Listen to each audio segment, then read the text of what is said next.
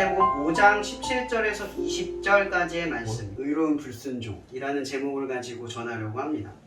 나답과 아비후, 아론의 두 아들이 잘못된 불을 하나님께 드려서 죽음을 당하는 사건이 일어났어요. 모세는 하나님의 계시를 듣고 이 아론에게 나답과 아비후가 죽었지만 그럼에도 불구하고 하나님께 정한 일들을 수행하도록 요청을 했어요. 근데 그때 아론이 그것을 옳지 않게 여겨 아무것도 하지 않아요. 모세는 그 이야기를 듣고 분노하며 아론에게 질책을 했죠. 아론의 변명은 그거였어요. 내 아들 나답과 아비후가 죽었습니다. 그런데 내가 하나님을 이렇게 온전하게 사랑하지 않는 마음, 제가 지금 픽션을 더하는 거예요. 그런 마음으로 하나님께 예배를 드리면 하나님께서 그것을 기뻐하시겠습니까? 그래서 내가 먹지 않았습니다. 라는 말을 해요.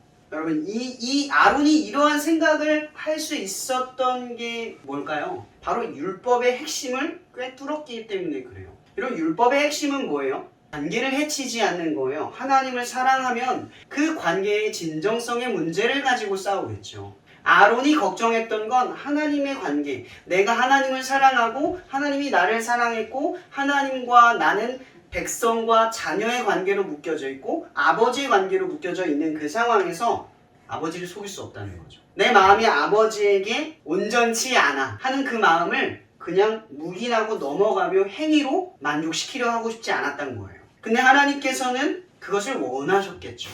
레위기 10장 20절 말씀, 모세가 그 말을 듣고 좋게 여겼더라. 하나님의 말씀을 대언했던 모세가 아론의 불순종을 보고 좋게 여겼다. 의로운 불순종이라.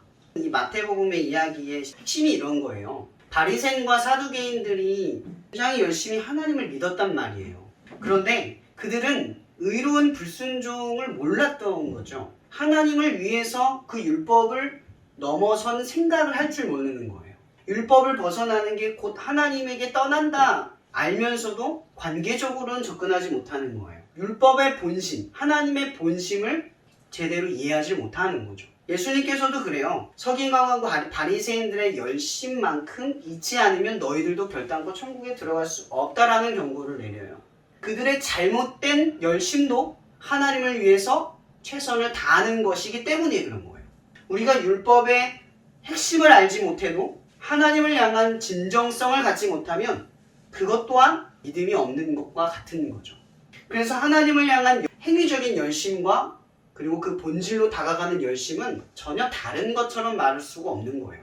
왜냐하면 하나님의 율법을 여러분들이 받아들이고 그것을 따를 때 그 율법의 핵심은 뭐예요? 하나님을 사랑하는 거잖아요. 근데 율법을 따르지 않고 본질만 추구할 수 있다? 말하기가 어려울 거예요. 하나님을 사랑하는데 그분의 말씀대로 안 한다? 라고 말하는 건 이율배반적인 생각인 거죠. 예수님께서 말하고 싶은 핵심은 그거죠. 내가 율법이나 선지자를 폐하러 온 줄로 생각하지 말라. 다른 것을 줄 것이 아니다 라는 거죠. 율법의 핵심은 그것이 전부가 아니다라는 거죠. 그걸 왜 지키라고 하시는지, 그걸 하나님의 관계 안에서 성령님의 간섭 아래서 순간순간을 뭐하라는 얘기예요? 생각하고 고민하며 씨름하라라는 거죠. 주어진 것에 그 행위에 만족함을 거두려 하지 말라는 거예요. 그 행위보다 더 중요한 건 그 행위로 인해서 하나님이 내게 요구하시는 것, 혹은 그 행위에서 하나님의 뜻이 순간순간마다 분별을 내리도록 그 관계에서 묻고 나아가는 것, 그 자체를 하나님이 원하신다라는 거죠.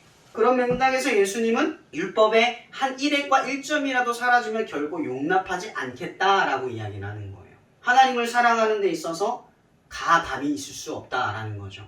하나님을 사랑하는데 이건 하지 말고 저거는 할 수 있다 라고 주장할 수 없다는 거죠. 하나님을 사랑하면 십자가에 매달리기까지 갈 수 있다, 가야 한다 예요. 그런데 내가 십자가로 나아가기 전까지 이런저런 핑계로 율법의 1회과 1점을 제거하면서 이런저런 합리화 수단으로 삼지 말라라는 거예요. 이것이 지금 예수님께서 이야기하는 본문의 핵심이에요. 가장 아름다웠던, 가장 완벽했던 하나님의 나라는 에덴 동산이죠. 우리 모두는 그런 나라를 추구하고 그런 나라로 돌아가고 싶을 거예요.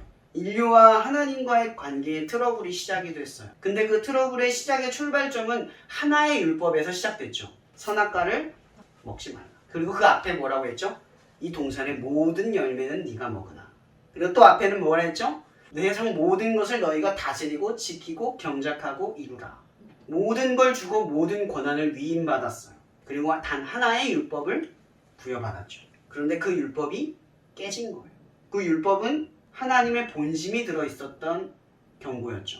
이 동산을 내가 만들었고 너희들의 창조주는 나다라는 거예요. 선악과를 따먹는 순간 아담과 하와와 인류는 하나님이 없는 삶을 선택한 거죠. 그러나 하나님께서는 그 인류가 하나님께로 떠나면 어떻게 될지를 너무나 뻔히 잘 아셨어요. 그래서 그들의 죄의 허물을 덮기 위해서 가죽옷을 입혀 에덴 동산을 떠나게 했죠. 그럼 가죽옷을 입혔다라는 건 무슨 의미인 줄 아세요? 아직 살인이 일어나지 않았어요. 땅바닥에 피가 떨어진 적이 없어요. 하나님께서 직접 동물을 죽이고 그 동물의 가죽옷으로 그들의 허물을 덮었다. 뭘 보여준 거죠? 아담과 하와가 본 충격은 뭘까요? 아, 우리가 죽을 수 있구나. 우리 안에 피가 떨어지는구나. 여러분 피 보면 어때요? 놀라잖아요. 아무것도 못하고 당황하잖아요. 아담과 하와가 그걸 처음 본 거예요. 그 옷을 입은 거예요. 피가 묻은 가죽옷. 아담과 하와의 심정이 어땠을까요? 무서웠을 거예요. 그러나 하나님께서는 아담과 하와를 떠나지 않고 또 약속을 하는 거예요. 여러분, 그러고 나서 아벨과 가인의 이야기에서 가인은 또 살인을 저지르고 가인은 또 자기가 죽임을 당할 수 있다는 사실 앞에 하나님께 간구하며 하나님은 또 그에게 약속을 해요. 너를 죽이는 자는 7배나 저주를 받을 것이다. 죄인인데 하나님이 약속을 해요. 그를 지키겠다 약속을 해요. 이 인류는 계속해서 하나님을 떠나서 결국 노아의 사건 전후로 인해서 하나님과 완전히 분리된 세상에서 살아가기 시작을 해요. 그렇게 태초의 인류는 살아가다가 아브라함이 선택을 받고 자손의 역사를 통해서 애굽 땅에 흘러들어가는 일들이 일어나죠. 이미 그들은 하나님의 백성이 아니에요. 하나님을 모르는 백성이죠. 하나님과 관계 없어진 거예요. 근데 그 430년이라는 기간 동안 그들은 자신들이 할 수 없는 처지 때문에 뭘 할 수밖에 없어요? 부르짖을 수밖에 없어요. 자신들의 상황 속에서 유일한 구원자는 이 창조주 하나님이라고 하는 태초의 비밀, 그 앞에만 서는 거예요. 하나님에 대한 어떠한 지식과 관계에 대한 어떠한 경험이 없어요. 하지만 그들에게는 온전히 자신들을 낮추어서 하나님께 간구할 수밖에 없는 그들의 처지가 있는 거죠. 그래서 신명기의 말씀 7장에 보면 이런 말이 있어요. 너는 여호와 내 하나님의 성민이라. 내 하나님 여호와께서 지상 만민 중에서 너를 자기 지역의 백성으로 택하셨나니 여호와께서는 너희를 기뻐하시고 너희를 택하심은 너희가 다른 민족보다 수요가 많기 때문이 아니라 너희는 오히려 모든 민족 중에 가장 적으니라.